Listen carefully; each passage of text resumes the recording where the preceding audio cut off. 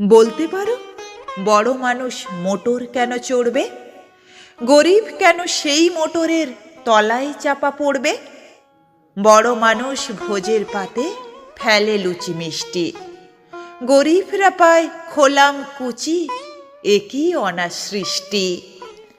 বলতে পারো ধনির বাড়ি তৈরি যারা করছে, কুঁড়ে ঘরেই তারা কেন মাছির মতো মরছে?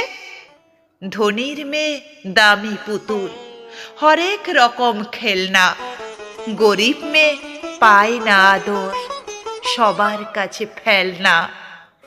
বলতে পারো ধনির মুখে যারা যোগায় খাদ্য, ধনির পায়ের তলায় কেন থাকতে তারা বাধ্য?